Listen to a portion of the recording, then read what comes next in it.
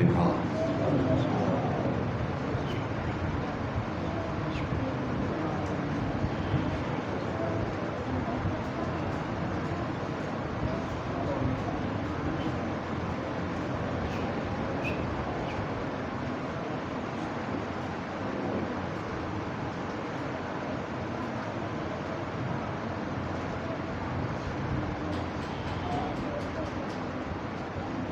لا حول ولا قوة إلا بالله العلي العظيم۔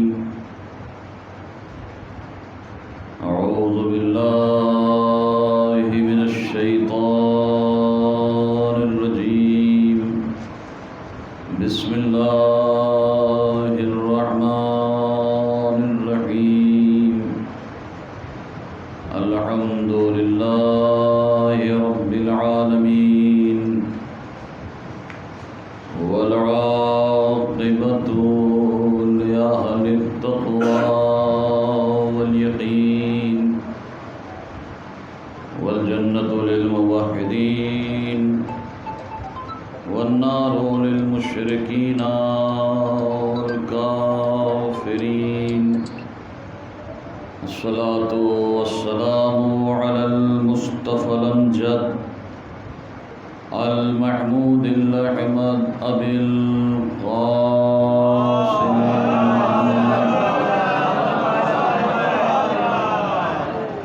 وعلى أهل بيته الطيبين الطاهرين المعصومين المظلومين، ولعنة الدائمة على أعدائهم ومنكري فضائلهم وغاصبي حقوقهم أجمعين من يومنا هذا إلى قيام يوم الدين۔ أما بعد، فقد قال الصادق عليه السلام: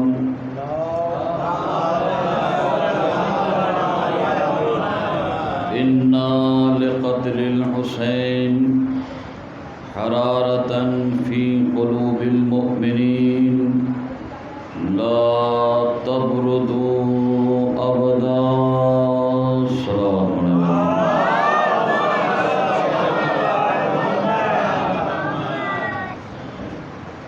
عزیزو،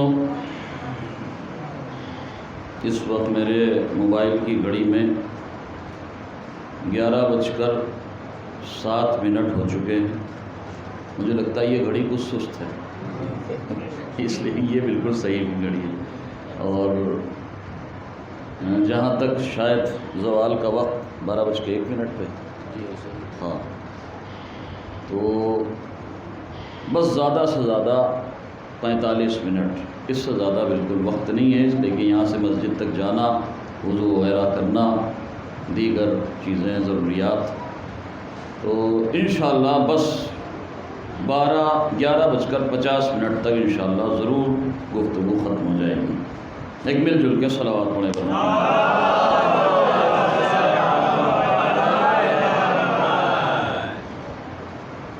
چھٹے امام کی زبان مبارک سے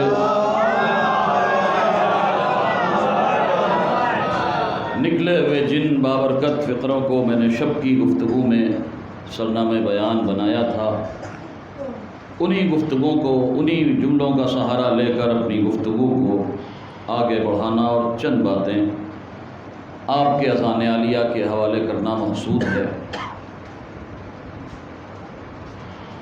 مولا حسین کی شہادت کے نتیجے میں ایک ایسی آگ، ایک ایسی حرارت مومنین کے قلوب میں پیدا ہو جائے گی یا ہو چکی ہے کہ جو اب کبھی سرد ہونے والی نہیں ہے۔ میرے عزیزوں، ذات مولا حسین اور شخصیت مولا حسین کی حد کیا ہے، انتہا کیا ہے، یہ ہم جیسے افراد درک نہیں کر سکتے. ہم جیسے ناقص انسان اندازہ نہیں کر سکتے کہ شخصیت مولا حسین کیا ہے. ذات مولا حسین اور پھر شہادت مولا حسین ایک سر الہی ہے، ایک راز پروردگار ہے، اور اس عظیم واقعے کے نتیجے میں اس کائنات پر جو اثرات مرتب ہوئے ہم واقعاً درک نہیں کر سکتے، ان کو ہم ان تک پہنچ نہیں سکتے. ہم کیا ذکر کریں گے مولا حسین کا؟ ہم جیسے ناقص انسان کیا ذکر مولا حسین کریں گے؟ ہم جیسے گناہگار بندے کیا ذکر مولا حسین کریں گے؟ ذکر مولا حسین کے لیے تو بس ایک ہی معیار بیان کیا جا سکتا ہے، زبان قرآن مجید چاہیے، لہجہ پروردگار چاہیے. ایک مل جل کے صلوات پڑھیں.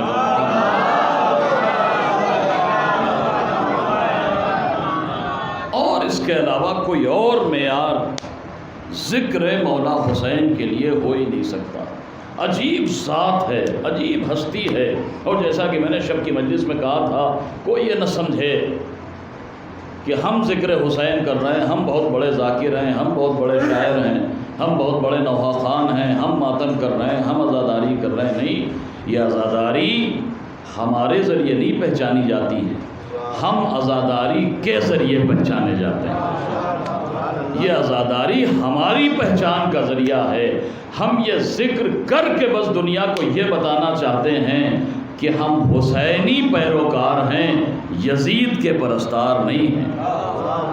یہ عزاداری، یہ ذکر، یہ ذاکری، یہ شاعری، یہ جتنی بھی چیزیں ہیں، یہ سب کے سب ہماری پہچان کا ذریعہ ہیں. ہمارے ذریعے مولا حسین نہیں پہچانے جاتے ہیں. اور عزیزوں، اب میں دلیل دیتا ہوں آپ کو. ظاہر سی بات ہے تمیدی منازل میں بالکل وقت ضائع کرنے کا بالکل نہ موقع ہے نہ گنجائش ہے. یہ جتنا جو کچھ ہے مولا حسین کے حوالے سے، یہ ذکر، یہ اشعار، یہ تذکرہ، یہ عزاداری، یہ ماتم، یہ ہماری پہچان کا ذریعہ ہے. اب دیکھیے، میں ایک مصرع پڑھتا ہوں، ایک مصرع میں پڑھوں گا، 3 مصرع آپ خود بخود پڑھیں گے. خواجہ اجمیری کی زبان سے نکلنے والے وہ معرکۃ الآرا مصرے، شاست حسین، بادشاست حسین، دیست حسین، سب کو یاد ہے نا؟ ایک مصرع میں نے پڑھا، 3 مصرع آپ خود بخود پڑھیں گے. ہماری قوم کا بچہ ان مصروں کو زبانی یاد کیے ہوئے ہے، ہر ایک کی زبان پر ہے، ہر ایک کی زبان پر یہ مصرے، ہر انسان کو زبانی یاد. آپ مجھے انصاف سے بتائیں، اتنے معرکۃ الآرا مصرے کہنے والے خواجہ اجمیری کوئی معمولی شخصیت تو نہیں تھے.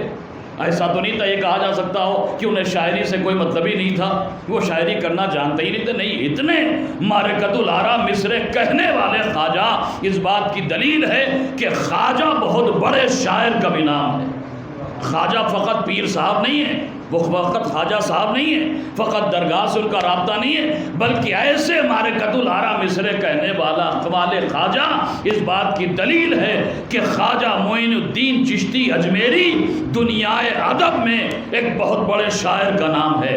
لیکن آپ مجھے انصاف سے بتائیں، اتنے بڑے شاعر خواجہ اجمیری، لیکن خواجہ اجمیری کے ان مصروں کے علاوہ آپ کو کوئی شعر یاد ہے خواجہ کا؟ سارا مجمع مجھے بتائے، خواجہ کا کوئی ایک شعر ان مصروں کے علاوہ کسی کو یاد ہے؟ آپ کو کیا کہوں، مجھے خود نہیں یاد ہے. یہی 4 مصرے یاد ہیں خواجہ کے. اس کے علاوہ خواجہ کے اور اشعار مجھے خود زبانی یاد نہیں ہے. حالانکہ یہ بہرحال طے شدہ ہے کہ خواجہ کا باقاعدہ دیوان موجود ہے، بہت سے اشعار ہیں، ان کی غزلیں ہیں، دوسرے اصناف سخن پہ ان کے کلام ہیں. لیکن یہی 4 مصرے آج قوم کے بچے کی زبان پر کیوں ہیں؟ عزیزو، ان 4 مصروں کا جو مولا حسین کے حوالے سے خواجہ اجمیری کی زبان پر آئے، آج قوم کے بچے کی زبان پر ان 4 مصروں کا ہونا اور کسی شعر کا کسی کو یاد نہ ہونا اس بات کی دلیل ہے کہ یہ مصرے معرفت حسین کا ذریعہ نہیں ہیں، ان مصروں کے ذریعے دنیا نے مولا حسین کو نہیں پہچانا ہے، ان مصروں کے ذریعے دنیا نے خواجہ کو پہچانا۔ صلوات پڑھ دیں بروٹا۔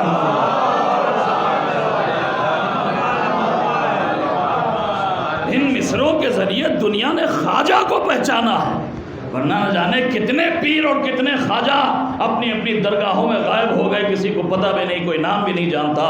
یہی وہ اشعار ہیں جنہوں نے آج دنیا میں خواجہ کو پوری دنیا میں مشہور کر دیا۔ تو یہ مصرے میرے مولا حسین کی معرفت کا ذریعہ نہیں بنے، یہ مصرے خواجہ کی معرفت کا ذریعہ بنے۔ یہی تو کمال ہے ذکر حسین کا کہ یہ ذکر ہماری پہچان کا ذریعہ بن جاتا ہے۔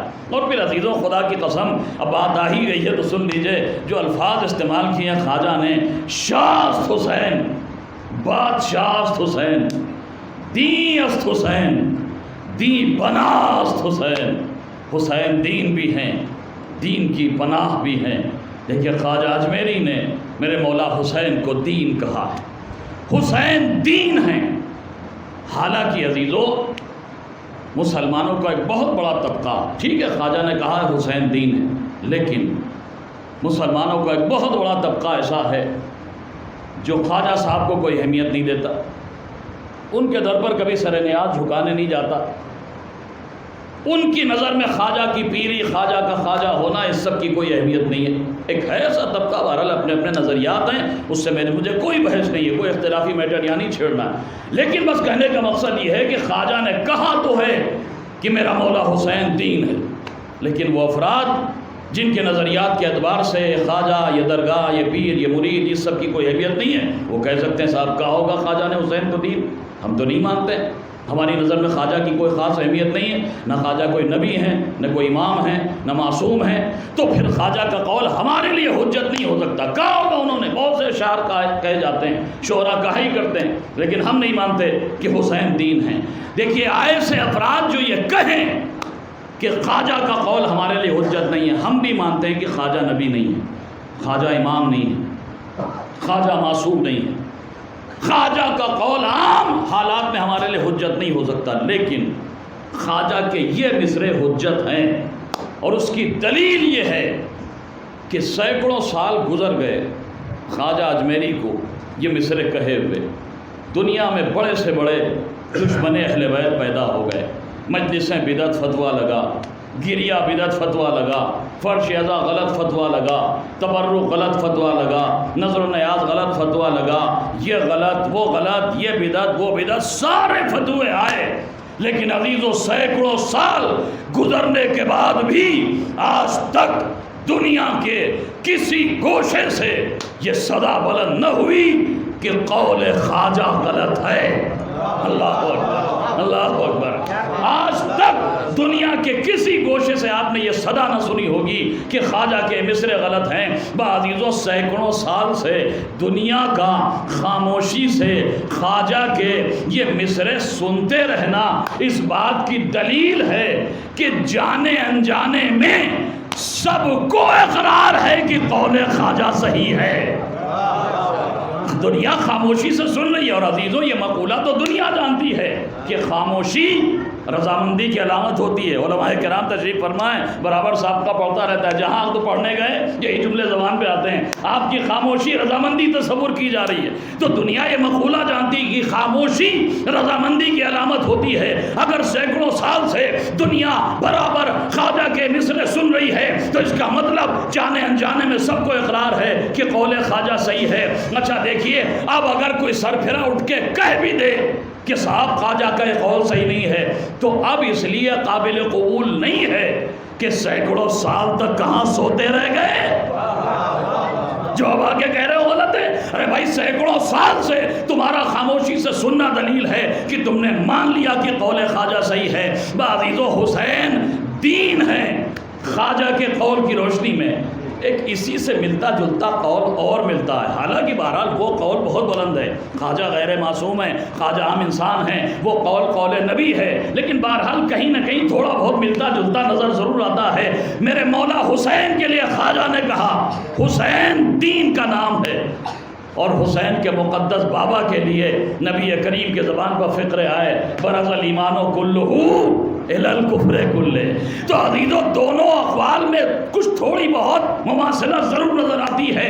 نبی کے قول کے مطابق میرا مولا علی کل ایمان، خواجہ کے قول کے مطابق میرا مولا حسین کل دین. بعضیزو حسین کل دین قول خواجہ کی روشنی میں، میرا مولا علی کل ایمان قول پیغمبر کی روشنی میں. ایک اصول تو دنیا جانتی ہے کہ کائنات کی ہر شے اپنی ضد کے ذریعے پہچانی جاتی ہے. جو دن کے مقابلے پہ آئے وہ رات ہوتی ہے، جو اجالے کے مقابلے پہ آئے وہ اندھیرا ہوتا ہے، جو سفیدی کے مقابلے پہ آئے وہ سیاہی ہوتی ہے، جو حق کے مقابلے پہ آئے وہ باطل ہوتا ہے. علی کل ایمان ہے، حسین کل دین ہے.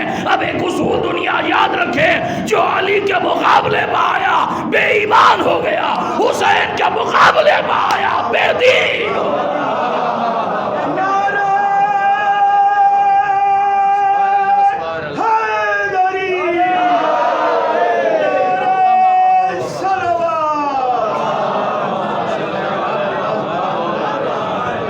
دیکھیے گفتگو کو میں یہاں تک اس لیے لایا ہوں، مجبوراً لایا ہوں، حالانکہ میرا مزاج نہیں ہے اس طرح کی باتیں کرنے کا، لیکن مجبوری ہے اس لیے کہ آج حالات ایسے پیدا ہوتے چلے جا رہے ہیں. ابھی آپ نے دیکھا ہوگا ایام عزا سے پہلے ایک کلپ بہت زیادہ وائرل ہوئی تھی. ایک ریش دراز جانے کون بدبخت ہے جو یہ کہہ رہا تھا میں نے خواب میں ملعون کو دیکھا، یزید کو، اور وہ تو میرے خواب میں آیا تھا اور وہ کہہ رہا تھا کہ کربلا کے مارے میرے کوئی خطا نہیں ہے، اس ظلم میں میرا کوئی ہاتھ نہیں ہے، میں تو بے خطا ہوں اور اللہ نے مجھے معاف بھی کر دیا. یہ کلپ آپ سب نے دیکھی ہوگی، لمبی داڑھی والا کوئی خبیث بڈھا ہے جو یزید کی وکالت کرتا ہوا نظر آ رہا ہے کہ صاحب میں نے خواب میں یزید کو دیکھا کہ یزید نے کہا آگے کہ کربلا کے مارے میرے کوئی خطا نہیں ہے اور اللہ نے مجھے معاف کر دیا. دیکھیے جھوٹے کے ساتھ اللہ کا طریقہ یہی ہوتا ہے، اس لیے کہ اس نے قرآن میں کہا ہے وَمَكَرُوا مَكَرَ اللَّهُ وَاللَّهُ خَيْرُ الْمَاكِرِينَ. اگر تم مکر کرنے والے ہو تو میں تمہاری مکاریوں کا توڑ کرنے والا ہوں. اب اس سے بہتر ترجمہ میں احتیاط کے ساتھ نہیں کر سکتا. تو اللہ ہر مکار کی مکاری کو توڑتا ہے. یہ جو اپنا خواب بیان کر رہا ہے نا اس کلپ میں، ایک طرف تو یہ کہہ رہا یزید کہہ رہا میری کوئی خطا نہیں، اور دوسری طرف کہہ رہا وہ کہہ رہا اللہ نے مجھے معاف کر دیا، خود ہی اپنے جملوں کے جال میں پھنس گیا. ارے بھائی جب خطا ہی نہیں ہے تو معافی کا تصور کیسے پیدا ہوگا؟ صلوات پڑھ دیں.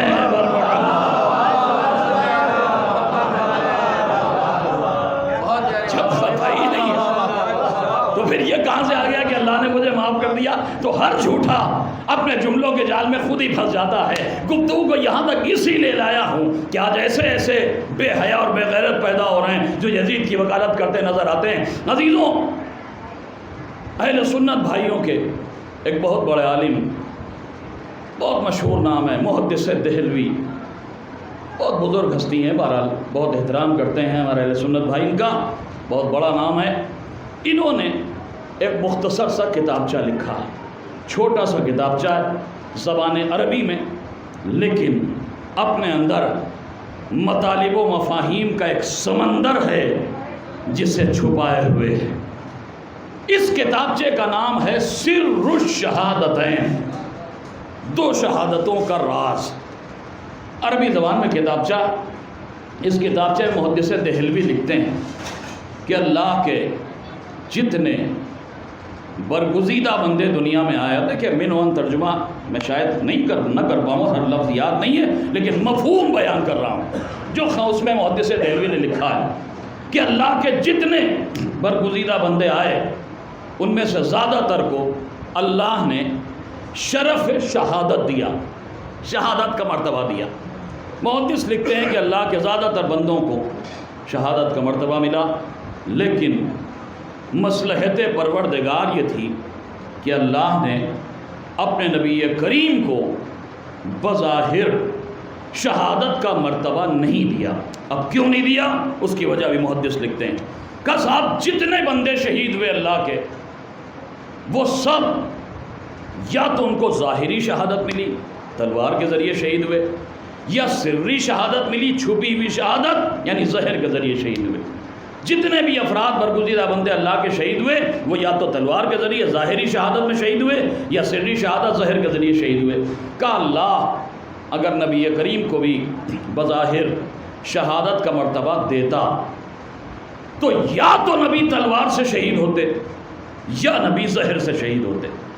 اگر تلوار سے شہید ہوتے، یہ محدث کے جملے ہیں جن کا مفہوم میں پیش کر رہا ہوں، کہ اگر نبی تلوار سے شہید ہوتے تو جو زہر کی شہادت کا مرتبہ ہے وہ نبی کریم کو نہ ملتا، اور اگر نبی کریم زہر کے ذریعے شہید ہوتے تو جو تلوار کی شہادت کا مرتبہ ہے وہ نبی کریم کو نہ ملتا. محدث دہلوی لکھتے ہیں بھائی اسی لیے اللہ نے بظاہر اپنے نبی کو شہادت کا مرتبہ نہیں دیا، لیکن نبی کے وہ دونوں نواسے جو نبی کے اعزا تھے، جن میں سے ایک کے لیے نبی نے کہا حسن منی وانا من، حسن مجھ سے ہے میں اس سے ہوں، اور دوسرے کے لیے نبی نے کہا حسین منی وانا من الحسین، حسین مجھ سے ہے اور میں حسین سے ہوں. نبی کے یہ دونوں نواسے جو نبی کے اعزا تھے، ان میں سے ایک کو اللہ نے تلوار کی شہادت کا مرتبہ دیا، دوسرے کو اللہ نے زہر کی شہادت کا مرتبہ دیا. مولا حسن کے ذریعے نبی کریم کو زہر کی شہادت کا مرتبہ ملا،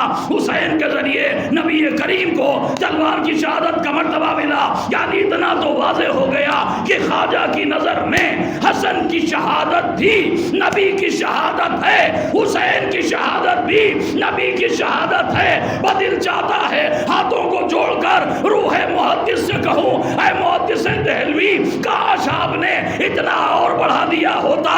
حسن کا قاتل بھی نبی کا قاتل ہے، حسین کا قاتل بھی نبی کا قاتل ہے. بلند آواز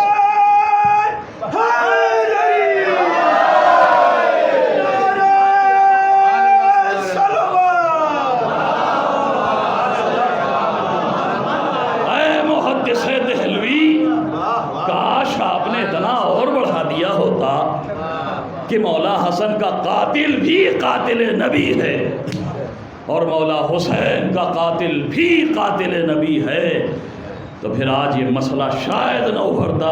اس لیے کہ اگر نبی کا قاتل بھی قابل معافی ہے تو پھر جہنم کس شے کا نام ہے؟ اس کے لیے پھر الفاظ تلاش کرنا ناممکن ہو جائے گا. پھر فلسفہ سزا کیا ہے آخرت میں، پھر اس کے لیے کوئی لفظ نہیں ملے گا اس کی تشریح کے لیے. اگر نبی کا قاتل بھی معافی کے قابل ہو جائے. عزیزوں، خواجہ اجمیری کہہ رہے ہیں حسین دین ہے. دیکھیے خواجہ نے یہ نہیں کہا حسین نماز ہے، خواجہ نے یہ نہیں کہا حسین روزہ ہے، خواجہ نے یہ نہیں کہا حسین حج ہے. حالانکہ اگر خواجہ یہ کہہ دیتے کہ صاحب حسین نماز ہے تب بھی ہمارے لیے بہت بڑی بات ہو جاتی. اس لیے کہ آپ دیکھیں دنیا میں بہت بڑے بڑے عبادت کرنے والے آپ کو مل جائیں گے، پوری رات جاگ کے عبادت کرنے والے، اللہ کے خوف سے آنسو بہانے والے، بڑے بڑے عبادت گزار. لیکن آپ نے کبھی نہیں سنا ہوگا کہ کتنا ہی بڑا کوئی عبادت گزار نمازی کیوں نہ ہو، کسی کو کسی نے یہ کہہ کے سلام کیا جناب نماز صاحب سلام علیکم، کبھی آپ نے سنا؟ کوئی نہیں کہتا. چاہے جتنے بڑے عبادت گزار ہو، نمازی کہا جاتا ہے، نماز کوئی نہیں کہتا. پورے سال اگر روزہ رکھتا رہے کوئی انسان تب بھی اسے کوئی یہ کہہ کے مخاطب نہیں کرتا آئیے جناب روزہ صاحب تشریف لائیے. روزے دار کہا جاتا ہے. 4 مرتبہ 5 مرتبہ 8 10 مرتبہ بھی اگر کوئی حج کر کے آ جائے تب بھی آپ نے کبھی یہ نہیں سنا ہوگا کہا جائے حج صاحب تشریف لائیے. حاجی صاحب کہا جاتا ہے. یعنی کتنا بڑا کوئی عبادت گزار ہو اسے کوئی کسی عبادت کے نام سے نہیں پکارتا. اب عزیزوں یہ عبادتیں ہیں کیا؟ یہ نماز کیا ہے؟ یہ روزہ کیا ہے؟ یہ حج کیا ہے؟ کیا ہے نماز دین ہے؟ علماء تشریف فرمائیں. پوچھا جائے نماز کیا ہے تو یہی کہیں گے نماز جزو دین ہے، روزہ جزو دین ہے، حج جزو دین ہے. تو کہا جب یہ سب جزو دین ہیں، نماز جزو دین، روزہ جزو دین، حج جزو دین، زکوٰۃ جزو دین، تولا جزو دین، تبرع جزو دین، احترام والدین جزو دین، پڑوسی کا خیال کرنا جزو دین، یہ سب جزو دین ہے. تو پھر بھائی دین کیا ہے؟ کہا دین ان سارے اجزاء کے مجموعے کا نام دین ہے۔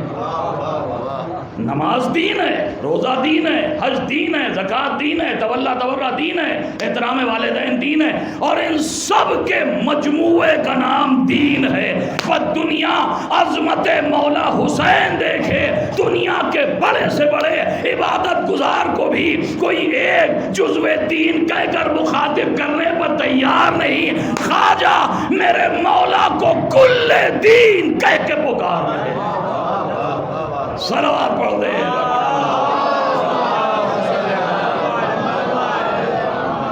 اور اگر میرا مولا کل دین ہے تو پھر نماز جزو دین ہے، روزہ جزو دین ہے، حج جزو دین ہے، زکوٰۃ جزو دین، احترام والدین جزو دین، تولا جزو دین، تبرع جزو دین، یہ سب دین کے اجزاء ہیں اور ان سب کے مجموعے کا نام دین ہے۔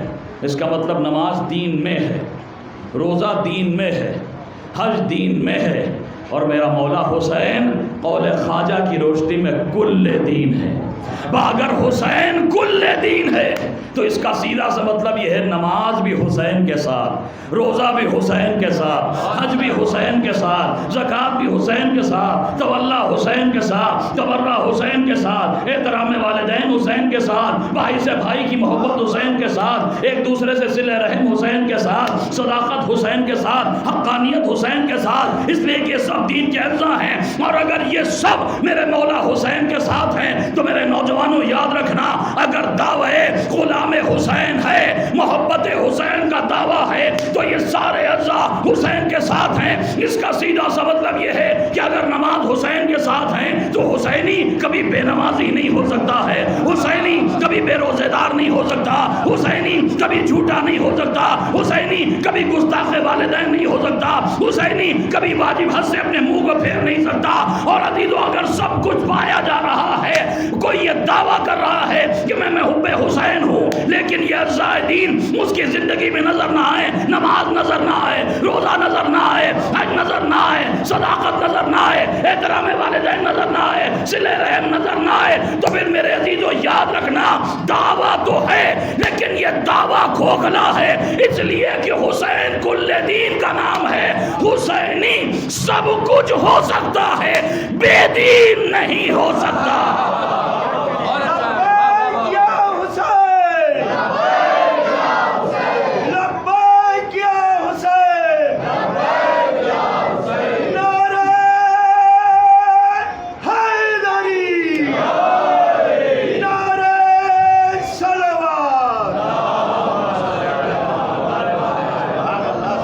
حسینی سب ہو سکتا، حسینی کبھی بے دین نہیں ہو سکتا۔ اگر بے دین ہے تو پھر سب کچھ ہو سکتا ہے، حسینی نہیں ہو سکتا۔ اس لیے کہ حسین دین کا نام ہے، میرا مولا دین ہے۔ اچھا دیکھیے قول خواجہ کی روشنی میں، اور میں نے ثابت کر دیا کہ پوری دنیا کا بڑے بڑے علماء کا خاموشی سے قول خواجہ سننا دلیل ہے کہ سب مان رہے ہیں صحیح کہا، اور جب سب مان رہے ہیں تو پھر اس کا مطلب میرا مولا دین ہے، اور جب دین ہے تو پھر قرآن نے بھی دین کے حوالے سے جگہ جگہ گفتگو کی ہے۔ آپ ہر نماز میں سورہ الحم پڑھتے ہیں، اور سورہ الحم میں وہ آیت بار بار پڑھتے ہیں، مالکی یوم الدین، وہ خدا یوم الدین کا مالک ہے۔ ہم نے علماء سے پوچھا، مفسرین سے پوچھا، مترجمین سے پوچھا یوم الدین سے مراد کیا ہے؟ کہا یوم الدین سے مراد یوم قیامت ہے۔ وہ خدا اگر مالکی یوم الدین ہے تو اس کا مطلب وہ یوم قیامت کا مالک، یعنی یوم الدین سے مراد یوم قیامت ہے۔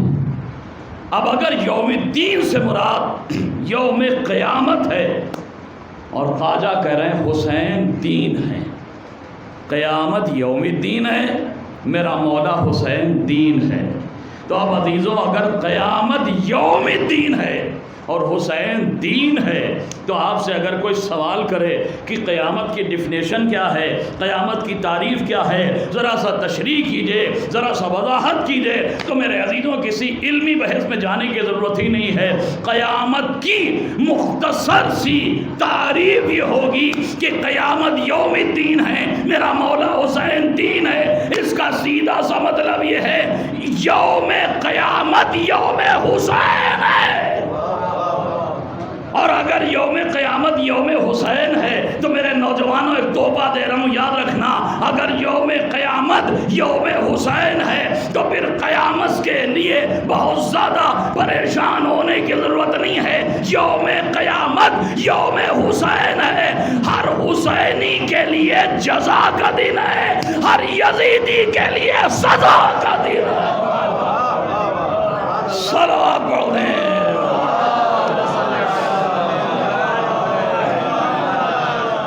دیکھیے اس میں کوئی شک نہیں ہے کہ قیامت ہر حسینی کے لیے جزا کا دن ہے، ہر یزیدی کے لیے سزا کا دن ہے۔ لیکن میرے بچوں، میرے نوجوانوں، یہ بھی سمجھتے چلنا کہ حسینی کہتے کسے ہیں۔ جملہ سخت نہ ہو جائے تو کہہ دوں، فقط فرش عزا پر آ کے بیٹھ جانا یہ دلیل حسینیت نہیں ہے، فقط مجلسوں کا تبرک کھا لینا یہ دلیل حسینیت نہیں ہے، فقط حسینی گودیوں میں پروان چڑھ جانا حسینی ہونے کی دلیل نہیں ہے۔ حسینی گھروں میں پیدا ہونے سے کوئی حسینی نہیں ہوتا ہے، کردار حسینی ہو تو انسان حسینی ہو۔ یہ نہ سمجھ لینا کہ ہمارے ماں باپ حسینی تھے تو پھر ہم رجسٹرڈ حسینی، ہمارے بزرگ حسینی تھے تو پھر ہمارے حسینی ہونے میں کوئی شک نہیں۔ ذرا سا محاسبہ تو کرو نا، ذرا سا جائزہ لو کردار کا، کتنی حسینیت کا تمہارے کردار سے اظہار ہو رہا ہے۔ دیکھیے کبھی کبھی بڑا کنفیوژن ہو جاتا ہے، بڑی غلط فہمی ہو جاتی ہے، حسینیت کا مفہوم بڑا سستا ہو جاتا ہے لوگوں کی نگاہ میں۔ کوئی بھی ہو کسی مکتبہ فکر کا، میں کسی کے خلاف نہیں پڑھ رہا ہوں، میں یہ نہیں کہہ رہا ہوں کہ کوئی غیر آ جائے تو آپ اس کا احترام نہیں کیجئے، نہیں، ضرور احترام کیجئے، جتنا ہو سکے استقبال کیجئے، لیکن بہت جلدی فیصلہ نہ کرنے لگ جائیے۔ کب جس نے آ کے ذرا سا احترام کر لیا، کسی نے ہاتھ بڑھا کے عالم کا بوسہ دے دیا، کسی نے ہاتھ بڑھا کے تعزیہ کو چوم لیا، آپ سمجھنے لگے یہ تو پکا حسینی ہو گیا۔ نہیں میرے عزیزوں، فقط بوسہ دے دینا یہ دلیل حسینیت نہیں ہے، اس لیے کہ تاریخ کے اوراق پر بہت سے بوسہ دینے والے ملے ہیں، اللہ اکبر، جن کے کردار بعد میں یزیدیت کے ترجمان بنتے ہوئے نظر آئے۔ بوسہ تو دیا ہے، دیکھیں میں یہ نہیں کہہ رہا ہوں کہ بوسہ دینا غلط ہے، فتویٰ نہ لگا دے کوئی کہ صاحب نیچے ہو تو بوسے کی مخالفت کر کے چلے گئے، تعزیہ چومنا صحیح نہیں، بالکل چومیے، ضرور چومیے، صحیح ہے، علم ضرور چومیے، احترام سے بوسہ دیجئے، اس لیے کہ بوسہ دینا مودت و عقیدت کا پہلا زینہ ہے، لیکن اسی زینے پر ٹھہر جانا حسینیت میں کامل ہونے کی دلیل نہیں ہے، بلکہ دائرہ حسینیت اس سے کچھ بہت زیادہ بڑا ہے۔ اب میں آپ کو بات آئی گئی ہے تو سن لیجئے ایک واقعہ، اور شاید اسی واقعے پر مجلس بھی ختم ہو جائے، اس لیے کہ چند جملے مسائل بھی پڑھنا ہے، اس سے زیادہ دامن وقت میں گنجائش نہیں۔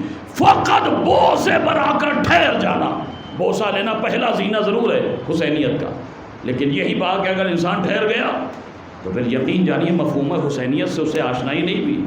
تاریخ لکھتی ہے جب یزید ملعون نے میرے مولا حسین سے بیعت کا مطالبہ کیا، قاصد یزید حاکم مدینہ ولید کی طرف آیا اور پیغام سنایا کہ حسین ابن علی سے بیعت لے لو۔ اس وقت دو نام اور تھے اس مکتوب میں جن سے بیعت لینے کا تقاضا یزید نے کیا تھا، ایک تو میرا مولا حسین، دوسرا نام تھا عبداللہ ابن زبیر، اور تیسرا نام تھا عبداللہ ابن عمر۔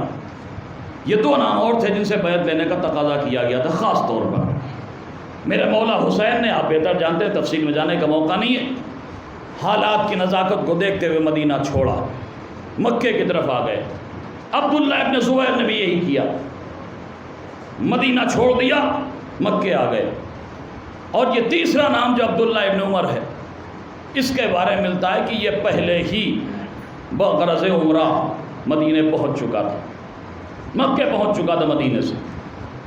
ادھر میرے مولا نے مکے کی طرف رخت سفر باندھا، ادھر تاریخ کہتی سے اطلاع ملی کہ حسین ابن علی مدینے سے مکے کی طرف آ رہے ہیں، لہذا اس نے مکے کے قیام کو ترک کرنے کا ارادہ کیا کہ اب یہاں رکنا زیادہ ٹھیک نہیں، اس لیے کہ حسین خود مکے آ رہے ہیں۔ اب عزیزو یہ کیوں ترک کرنے کا سوچ رہا ہے؟ عجب نہیں مطلب یہ رہا ہو کہ صاحب اب حسین مکے آ رہے ہیں تو پھر جہاں مکمل سورج طلوع ہو جائے پھر وہاں چنگاریوں کی کوئی حقیقت نہیں رہ جاتی۔ لہذا اب اس نے طے کیا کہ اب مکے میں رکنا زیادہ ٹھیک نہیں ہے، حسین خود آ رہے ہیں، ادھر میرا مولا مکے پہنچ گیا، یہ مکے سے نکلنا چاہ رہا ہے، بس ایسے ہی روا روی میں فارمیلٹی کے طور پر آ کے میرے مولا سے ملاقات کر لی، اور ملاقات کرنے کے بعد تاریخ کہتی ہے اس نے مشورے دینا شروع کیے، ابھی آپ عراق نہ جائیے، ابھی حالات سازگار نہیں ہیں، کچھ دن کے لیے کہیں روپوش ہو جائیے، کچھ ذرا سا ادھر ادھر ہو جائیے، دھیرے دھیرے وقت گزرے گا، بات آئی گئی ہو جائے گی، ہو سکتا ہے کچھ حل نکل آئے، یزید سے نہ ٹکرائیے، مشورے دے رہا، باز رکھنا چاہ رہا ہے۔ میرا مولا کہتا پوری تفصیل تاریخ کے اوراق پر نہیں، یہ ہر جگہ میرا خون بہائیں گے، یہ کہیں میرے خون سے باز آنے والے نہیں ہیں، میں اگر یہاں رکوں گا تو یہاں بھی میرا خون بہایا جائے گا۔ اور پھر میرا مولا کہتا ہے عبداللہ بس تجھ سے میں اتنا کہنا چاہتا ہوں، دیکھو میری نصرت سے غافل نہ ہونا، اللہ اکبر۔ میرے مولا نے اس سے مطالبہ نصرت کیا، تاریخ کہتی اس نے کوئی جواب نہیں دیا، نہ ہاں نہ نہیں، کروں گا یا نہیں کروں گا، اور ایک مرتبہ وہاں سے چلنے کا ارادہ کیا، رخت سفر باندھ دیا، وہاں سے نکلا، کچھ دن گزرے، یہی عبداللہ ہے جس میں تاریخ نے جس کے بارے میں لکھا ہے کہ اس نے جا کے یزید کی بیعت کر لی۔ ادھر معرکہ کربلا ہو گیا، میرا مولا 3 دن کا بھوکا پیاسا کربلا میں شہید ہو گیا، وقت گزرتا رہا، سن 61 ہجری میں کربلا کا واقعہ ہوا، سن 72 ہجری آ گیا، یہ وہ وقت تھا جب یزید واسر جہنم ہو چکا تھا، اور شام کے تخت پر عبد الملک بن مروان یہ اس وقت کا حاکم تھا، اس نے اپنا ایک فوج کا رسالہ ٹکڑی اپنی فوج کی مکے پر حملہ کرنے کے لیے بھیجا۔ اس وقت کا بنی امیہ کا خوفناک خونی درندہ جسے تاریخ نے حجاج ابن یوسف کا نام دیا ہے، یہ وہ بھیانک خونی درندہ ہے انسانی شکل میں جس نے لاکھوں مومنین کا خون بہایا، تاریخ کا بہت بڑا ظالم، اسے فوج کا سردار بنا کر عبد الملک بن مروان نے مکے بھیجا، مکہ آیا، ظاہر سی بات ہے پوری تفصیل نہیں پڑھ سکتا، بہرحال مکہ فتح ہو گیا، اعلان ہو گیا کہ کل سب کے سب اکٹھا ہو کر حجاج کے ہاتھوں پر خلیفہ کی بیعت کریں گے۔ یہ صاحب عبداللہ ابن عمر بھی وہیں موجود ہیں مکے میں، کربلا کے واقعے کو 10 سال سے زیادہ کا عرصہ گزر چکا ہے، یزید کی بیعت یہ پہلے ہی کر چکے تھے، اب یہاں مکے میں موجود ہیں۔ جب یہ اعلان ہو گیا کہ کل سب کو آ کے حجاج کے ہاتھوں پر خلیفہ وقت کی بیعت کرنا ہے، تاریخ کہتی ہے رات کے سناٹے میں یہ پہنچے حجاج کی قیام گاہ پر، دق الباب کیا، کون؟ کہا میں عبداللہ ابن عمر۔ کہا اس وقت کیوں آئے ہو؟ کہا بس ذرا سے ملنا چاہتا ہوں، اصرار کیا، خیر اس نے اپنے اندر بلا لیا خیمے میں، رات کا سناٹا ہے، یہ ظالم یہ ملعون حجاج ابن یوسف یہ اپنے بستر پر چادر اوڑھے ہوئے لیٹا ہوا ہے۔ کہا اس وقت کیوں آئے ہو؟ کہا وہ میں تم نے چونکہ اعلان کیا ہے بیعت کرنے کے لیے، میں چاہتا ہوں اسی وقت تمہارے ہاتھ میں بیعت کر لوں۔ کہا یہ کون سا وقت ہے؟ میں نے اعلان کیا ہے کل صبح سب آئیں گے، تم بھی آ جانا بیعت کر لینا۔ کہا نہیں میں تو اسی وقت بیعت کرنا چاہتا ہوں، میں چاہتا ہوں اسی وقت خلیفہ کی بیعت کر لوں۔ حالانکہ عزیزوں یہی وہ ہے عبداللہ ابن عمر کہ جب میرے مولا کی خلافت ظاہری قائم ہوئی اور 7 افراد نے میرے مولا کی بیعت سے انکار کیا تھا، ان میں سے ایک نام اس کا بھی شامل تھا جس نے مولا علی کی بیعت نہیں کی تھی، لیکن آج کہہ رہا ہے حجاج کے سامنے آ کر میں چاہتا ہوں اسی وقت بیعت کر لوں۔ کہا کیوں؟ صبح آ کے بیعت کر لینا۔ کہا مجھے رسول کی وہ حدیث یاد آ رہی ہے جس میں رسول نے فرمایا تھا من مات ولم یعرف امام زمانہ فقد مات میتۃ جاہلیہ، جس نے اپنے زمانے کے امام کو پہچانا نہیں اور مر گیا وہ جاہلیت کی موت مرتا ہے۔ اب یہ بھی بڑا گھاٹ تھا تو بہت ملعون خونی درندہ، لیکن تھا بڑا گھاٹ۔ ایک مرتبہ مسکرا کے کہتا ہے عبداللہ افسوس ہے یہ حدیث تمہیں اس وقت نہ یاد آئی جب تم نے خلافت علی میں بیعت کرنے سے انکار کیا تھا۔ اب یہ کہتے نہیں وہ تو میں بس چاہتا ہوں کہ اسی وقت بیعت کر لوں، صبح کا انتظار نہ کروں۔ جب زیادہ اصرار بڑھا، تاریخ کہتی ہے ایک مرتبہ اس ظالم اس بے دین حجاج ابن یوسف نے جب انہوں نے زیادہ اصرار کیا کہ میں اسی وقت بیعت کرنا چاہتا ہوں، ایک مرتبہ چادر کے گوشے سے اپنا پیر باہر نکالا اور کہا اچھا ٹھیک ہے، اگر اتنی جلدی ہے بیعت کرنے کی، لو میں اپنا پیر باہر نکال رہا ہوں، آؤ میرے پیر پر آ کر خلیفہ کی بیعت کر لو۔ ہاتھ نہیں دیا، تاریخ کہتی ہے یہ آگے بڑھا، حجاج کے پیروں پر جھک کر اپنی عزتوں کا جنازہ نکال کر اس نے اموی خلیفہ کی بیعت کر لی۔ اب ایک جملہ کہے بغیر آگے نہیں بڑھ سکتا، جسے مولا علی کے مقدس ہاتھوں پر بیعت کا شرف نہ ملے اسے اللہ اسی طرح دشمن علی کے قدموں پر گرا کر قیامت تک کے لیے ذلیل کر دے گا۔ صلوات پڑھ دیں۔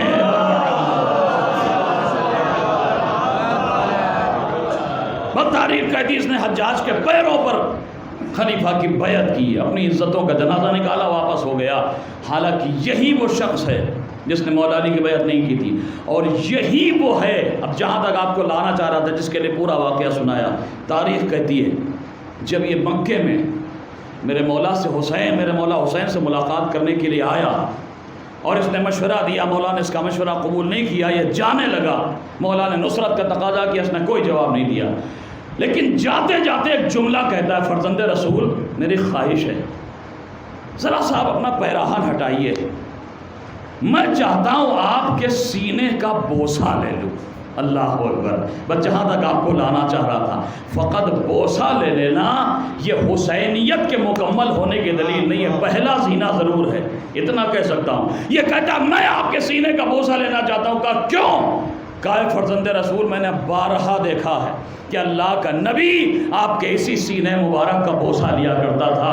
اس کا اصرار زیادہ بڑھا، مولا نے اپنا پیراہن چاک کیا، پیراہن ہٹایا، اس نے میرے مولا کے سینے کا 3 مرتبہ بوسہ لیا، اور چومنے کے بعد، بوسہ لینے کے بعد میرے مولا کے پاس سے نکلا، اور پھر آگے جا کر اس نے یزید کے ہاتھوں پر بیعت کر لی، یزید کی بیعت کر کے ہمیشہ کے لیے لعنت کا طوق گلے میں ڈال دیا۔ عزیزوں یہی تو کہتا ہوں، بوسہ لینا پہلا زینہ ضرور ہے، لیکن یہ حسینیت کے کامل ہونے کی دلیل نہیں ہے، بلکہ کامل حسینی وہ ہے جو بوسے سے آگے بڑھ کر کردار میں حسینیت کا برتو پیدا کرتے نظر آئے۔ فقط بوسہ لے لینا دلیل نہیں ہے، اس لیے کہ تاریخ میں 2 کردار ملے ہیں اور دونوں نے بوسہ لیا ہے، لیکن دونوں کے بوسے میں بڑا عظیم فرق ہے۔ ایک یہ کردار عبداللہ ابن عمر جس نے میرے مولا کے سینے کا بوسہ لیا لیکن یہیں پر ٹھہر گیا، اس سے آگے نہ بڑھ سکا تو قیامت تک کے لیے لعنت کا طوق گلے میں آ گیا۔ ایک بوسہ اور ہے جب میرے مولا نے اپنے بچپن کے دوست کو نامہ لکھا، حبیب فرزند رسول دشمنوں میں گر گیا ہے، تمہیں نصرت کے لیے بلایا ہے، تاریخ کہتی نامہ ملا، حبیب نے احترام سے آنکھوں سے لگایا، بوسہ دیا اور اس کے بعد نامے کو پڑھا۔ بعضیزوں بوسہ دونوں جگہ ہے، عبداللہ نے بھی بوسہ لیا، حبیب نے بھی بوسہ لیا، لیکن فرق یہ ہے عبداللہ کا بوسے تک ٹھہر گیا، حبیب نے بوسے سے آگے بڑھ کر کردار سے حسینیت کا اس طرح مظاہرہ کیا کہ قیامت تک کے لیے حبیب ابن مظاہر حبیب نہیں رہے، علیہ السلام بن گئے۔ اب حسینی کے لیے دونوں کردار درس ہو جا درس ہیں، چاہے عبداللہ کی پیروی کر کر بوسے پہ آگے رک جاؤ، اور چاہے بوسے سے آگے بڑھ کر حسینی کردار بنا کر پیروے حبیب بن جاؤ، قیامت تک کے لیے محترم بنتے نظر آؤ۔ صلوات پڑھ دیں اور یاد رکھیے گا، فقط بوسے پر ٹھہر جانا اور کردار سے اظہار حسینیت نہ کرنا یہ مقصد حسین سے غداری ہے۔ بوسے سے آگے بڑھ کر کردار سے حسینیت کا اظہار کرنا ہر حسینی کی ذمہ داری ہے، لہذا اس ذمہ داری کو کبھی فراموش نہ کیجیے گا۔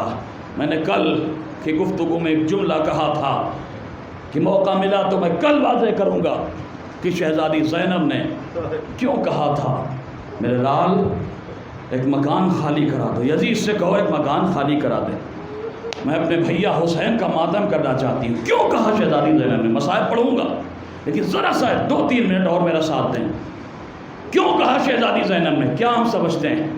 اگر ہم یہ سمجھ رہے ہیں کہ وہ شہزادی زینب نے اس لیے کہا تھا کہ دل بھرا ہوا ہے، اپنے بھیا پر رو نہیں سکی، لہٰذا دل چاہتا ہے کوئی موقع ملے کہ ذرا سا جذبات کو تسکین مل جائے، ذرا سا دل میں جو غبار ہے، جو بھرا ہوا ہے غم، رو نہیں سکی ہیں، وہ دل چاہتا ہے کسی طرح دل ہلکا ہو جائے، کسی طرح سے جذبات ٹھنڈے ہو جائیں۔ عزیزوں اگر ہم نے یہ سمجھ لیا تو یقین جانیے ہم نے عقیلہ بنی ہاشم کی معرفت ہی حاصل نہیں کی، ہم سمجھ ہی نہ سکیں کہ زینب کی شخصیت کا نام ہے کیا۔ معاذ اللہ معاذ اللہ، شہزادی زینب بھی ہمارے گھر کی جذباتی خواتین کی طرح ہے کہ بس ذرا سا دل بھرا ہوا ہے، بس جذبات ٹھنڈے نہیں ہو رہے ہیں، دل میں ایک مرت غبار ہے، طوفان ہے آنسوؤں کا، دل چاہتا ہے بس کسی طرح بہہ جائیں تاکہ جذبات ٹھنڈے ہو جائیں، دل ہلکا ہو جائے، وہ اس لیے فرش ازا بچھایا تھا۔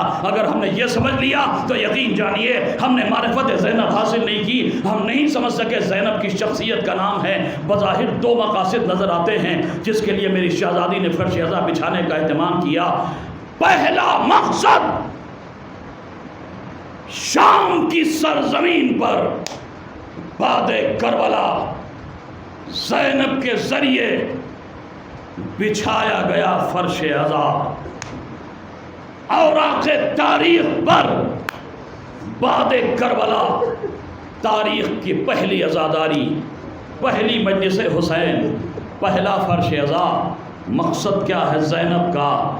ظالم کے گھر میں مظلوم کا فرش ازا، قاتل کے گھر میں مقتول کا ماتم۔ یہ ظالم کے گھر میں، یزید کے گھر میں حسین کا فرش ازا نہیں ہے، قیامت تک کے لیے یزیدیت کے منہ پر بذریعہ زینب حسینیت کا وہ بھرپور تماچا ہے جس نے قیامت تک کے لیے یزید کی شکست اور فتح حسین کا اعلان کر دیا۔ اے یزید دیکھ لے، جس کے لیے تو نے اتنے ستم کر دیے تاکہ ذکر حسین مٹ جائے، تیرا ہی گھر ہے اور تیرے ہی گھر سے فضاؤں میں حسین حسین کی گونجنے والی صدائیں دلیل ہے۔ تو ہار گیا ہے میرا بھیا، فتح یاب ہو گیا۔ پہلا مقصد تو یہ تھا شہزادی زینب کا، اور دوسرا مقصد کیا تھا؟ اس سے بھی عظیم مقصد، شہزادی کی دور رس نگاہیں دیکھ رہی تھی۔ میرے مولا نے مدینے سے چلتے ہوئے کیا کہا تھا؟ انما خرجت لطلب الاصلاح فی امت جدی، میں اپنے نانا کی امت کی اصلاح کے لیے نکل رہا ہوں۔ میری شہزادی کی دور رس نگاہیں دیکھ رہی تھی، جس مقصد کے لیے میرے بھیا نے اپنا بھرا گھر لٹا دیا۔ کوئی تو ایسا پلیٹ فارم ہو کہ جہاں سے بعد کربلا قیامت تک اس مقصد کی تشریح ہوتی رہے۔ بھائی یہ شہزادی زینب کی دور رس نگاہوں کے ذریعے دیکھے جانے والے حالات کا جائزہ لے کر وہ عظیم کارنامہ تھا، عزاداری کی صورت میں دیا جانے والا وہ عظیم تحفہ تھا۔ میری شہزادی دیکھ رہی تھی اب میرے اس فرش ازا بچھانے کے بعد میری پیروی میں جب جب فرش ازا بچھے گا مجلس حسین ہوگی تو پھر مجلس تو حسین کی ہوگی، ذکر خدا کا ہوگا، مجلس حسین کی، ذکر رسول کا، مجلس حسین کی، ذکر نمازوں کا، مجلس حسین کی، ذکر سجدوں کا، مجلس حسین کی، ذکر کعبے کا، ذکر قرآن کا۔ یعنی میری شہزادی زینب کی دور رس نگاہوں کے ذریعے دیکھنے کے بعد وہ عظیم کارنامہ تھا کہ پیروی زینب میں قیامت تک شمع دین خدا حسینیت کے فانوس میں جلتی چلی جائے گی۔ حسینیت کا فانوس ہوگا، دین خدا کی شمع قیامت تک کسی طرح منور ہوتی رہے گی۔ بس میرے عزیزوں، شام میں ماتم ہوتا رہا، شام سے قافلہ کربلا چلا۔ اے میرے لال، اس راستے سے مدینے چلو جو کربلا ہو کے جاتا ہے۔ انہی آنکھوں سے اپنے بھیا کی بنی ہوئی لہر دیکھنا چاہتی ہوں۔ لیجے کربلا قافلہ آ گیا، 3 دن تک کربلا میں ماتم ہوتا رہا۔ قبر حسین سے لپٹ لپٹ کے میری شہزادی بیعت کرتی رہی، بھیا زینب تیری سکینہ کو کھو کے آئی ہے۔ اے بھیا تمہارے بعد زینب کی پشت پر بہت تازیانے پڑے، بھیا میرے سجاد کو کانٹوں پر سے گزارا گیا، اے میرے بھیا کو اوپر شام کے بازاروں میں ظلم و ستم کی انتہا ہو گئی۔ اے میرے بھیا اب زینب مدینے کیسے جائے گی، کیسے سنائے گی میرا بھیا مارا گیا۔ زینب بیان کرتی رہی، 3 دن گزر گئے۔ عجب نہیں میرے عزیزوں، کربلا کی فضاؤں میں کہیں سے تو ننھی ننھی معصوم آوازیں گونجی ہو، اماں اسی صحرا میں ہم بھی ہیں، اماں ایک بار ہماری طرف بھی آ جاؤ۔ لیکن زینب نے قسم کھائی ہے جب تک زندہ رہے گی اپنے بھیا کا ماتم کرے گی۔ لیجئے قافلہ مدینے آ گیا، بچن جملے مجلس تمام ہے، قافلہ مدینے پہنچ گیا۔ جب جس سے زینب کی ملاقات ہو رہی ہے وہ ایک ہی مرثیہ زبان پر ہے، ہائے میرا بھیا حسین، ہائے زینب اپنے ماجائے کو کھو کے آئی ہے، ہائے میرا بھیا 3 دن کا بھوکا پیاسا مار ڈالا گیا، ہائے میرے سامنے میرے بھیا کے گلے پر خنجر چل گیا۔ ہر ایک سے زینب کی ایک ہی فریاد ہے۔ دن کئی گزر گئے، ایک مرتبہ جب کئی دن کا عرصہ گزر گیا، تاریخ کہتی ہے جناب عبداللہ ابن جعفر نے چوتھے امام کے پاس پیغام کہلایا، مولا اپنی پھوپھی سے کہیے زحمت نہ ہو تو اپنے گھر تشریف لے آئیں۔ شوہر کا پیغام ملا، میری شہزادی نے چادر سر پر ڈالی، اپنے گھر کی طرف چلی۔ تاریخ کہتی ہے، چند جملے مجلس تمام میں دل کھول کے روئیے گا، تاریخ کہتی ہے میری شہزادی اس وقت اپنے گھر میں داخل ہوئی جب اتفاق سے عبداللہ گھر سے باہر تھے۔ ایک مرتبہ صحن خانہ میں قدم رکھا، عزیزوں یہی وہ گھر ہے، یہی وہ گھر ہے جہاں کبھی 2 ننھے ننھے بچوں کی کلکاریاں گونجتی تھی، لیکن ہائے آج در و دیوار سے برستی ہوئی ویرانی،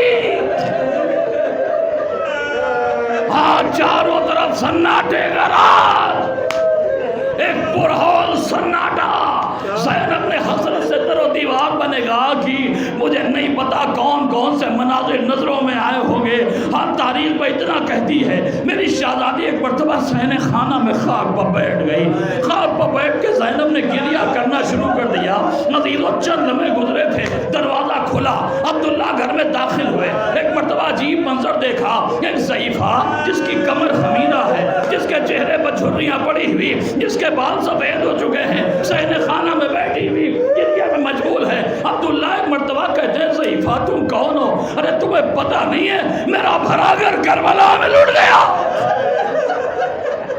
اے ضعیفہ اب اس طرح میرے گھر میں گریہ کیوں کر رہی ہو؟ ارے یہ سننا تھا۔ زینب نے اشک بھرا ہوا چہرہ اٹھایا، عبداللہ ارے کیا زینب اتنی غریب ہو گئی؟ اے عبداللہ اب تم نے بھی پہچاننے سے انکار کر دیا۔ عبداللہ تڑپ گئے، ارے شہزادی یہ کیا ہو گیا؟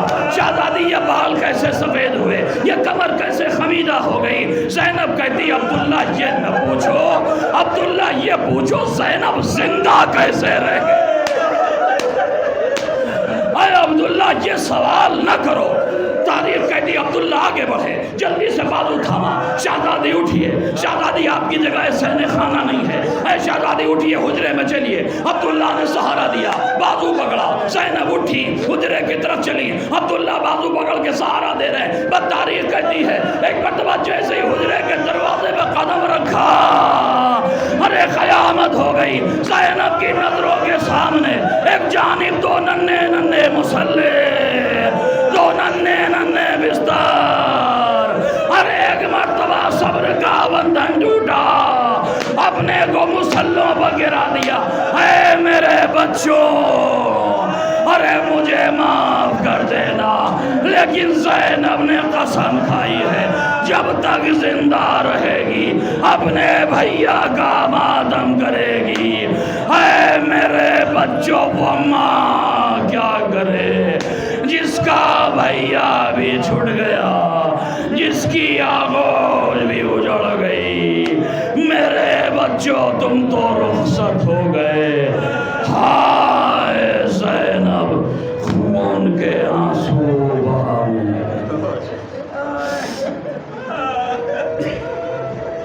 الا لعنت اللہ علی القوم الظالمین وسيعلم الذين ظلموا أيّ منقلب ينقلبون۔ بار الہ واسطہ محمد وآل محمد کا ہے، ہماری اس مختصر سی عزا کو قبول کر لے۔ جو بیمار ہیں انہیں بحق بیمار کربلا شفا کلی عطا فرما، بالخصوص مولانا حسن عباس صاحب قبلہ جو آپ کی بستی سے ان کا ایک خاص رشتہ بھی ہے اور بڑی خدمات ہیں ان کی، اس وقت وہ شدید بیمار ہیں، ہاسپٹلائز ہیں، دعا کریں پروردگار بحق بیمار کربلا انہیں شفا کامل راجل عطا فرما۔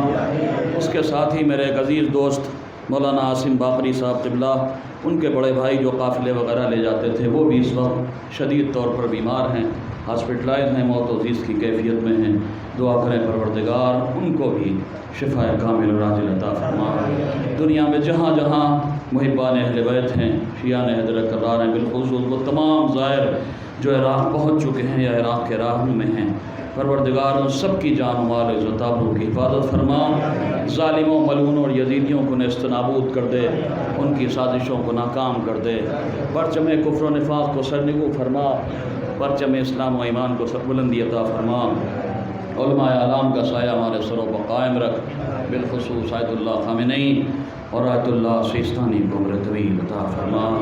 اے میرے مالک بس ان علماء کی مرجعیت کو ہمارے مولا کے ظہور سے ملا دے، منتقم خون حسینی، وارث کربلا، وارث ذوالفقار، یوسف زہرا، نجات دہندہ بشریت، امام وقت کے ظہور میں تعجیل فرما، ہم سب کو اتنا با کردار، باعمل، سچا شیعہ، سچا محب اہل بیت بنا دے، جب ہمارا مولا ظہور فرمائے تو ہم سب کے سب اپنے آقا کے اعوان و انصار میں شمار ہو کر خدمت دین بھی کریں، خدمت ایمان بھی کریں۔